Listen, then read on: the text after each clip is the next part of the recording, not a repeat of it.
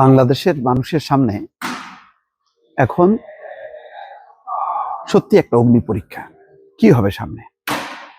আমি তিনটা দলের ক্ষেত্রেই দেখছি যে তারা সরকার গঠন করতে পারবে, তাদের নেতৃত্বেও সরকার গঠন হবে। একটা হচ্ছে বিএনপি, জামাত ইসলাম, আর হচ্ছে ইসলামী আন্দোলন। ইসলামী আন্দোলন প্রায় 250-এর উপরে এককভাবে নির্বাচন করছে, জামাত করছে প্রায় 300, তারা জোটবদ্ধ হয়ে, এবং বিএনপি করছে এককভাবে। বিএনপি এবং ইসলামী আন্দোলন এককভাবে করছে, আর ওই পাশে আছে ইসলামী জামাত ইসলামের জোট। এখন প্রশ্ন হলো, দেখেন আজকে নির্বাচনের ইশতেহারে ইসলামী আন্দোলন বলতেছে যে ক্ষমতায় এলে শরিয়ার প্রাধান্য থাকবে, শরিয়ার প্রাধান্য থাকবে। কেউ বলছে না যে শরিয়া আইন চালু করবে, মানে বিপদটা টের পাচ্ছে যে গণতান্ত্রিক রাজনীতিতে এইভাবে শরিয়া আইন চালু করা যায় না গণতান্ত্রিক রাজনীতিতে। আর আজকে কুড়িগ্রামের নির্বাচনী সভায় জামাতের আমির বলতেছে দুষ্টু লোকদের দুষ্টুমির প্রতিবাদ করি। জামাতের অবস্থানটা এই যে শরিয়া আইনের কথাটা তাও বলল, জামাত কিন্তু বলছে না, কিন্তু অস্বীকারও করছে না।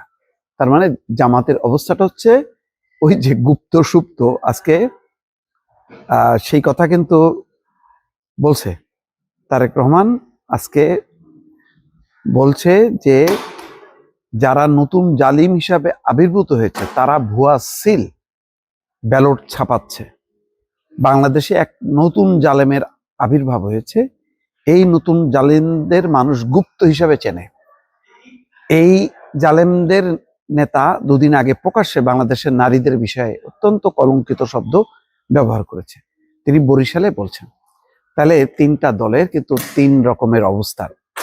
এই অবস্থানে অন্তত 2টি অবস্থান বিপজ্জনক। একটা হলো জামাত ইসলাম যদি গণতান্ত্রিক রাজনীতি করে তো ঠিক আছে, যদি শরিয়া আইনের দিকে চলে যায় তাহলে পুরো গণতান্ত্রিক রাষ্ট্র কাঠামো সব পরিবর্তন হবে।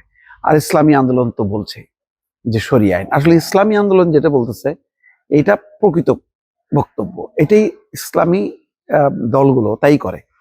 কিন্তু জামাত এটা প্রকাশ্যে বলছে না, কারণ এই মুহূর্তে বললে তারা দেশে বিদেশের তাদের গ্রহণযোগ্যতা নষ্ট হবে। এমনিতে কিছু কিছু বক্তব্যে তাদের সমস্যা হচ্ছে, কিন্তু বিপদের কথা তো বললেন তারেক রহমান।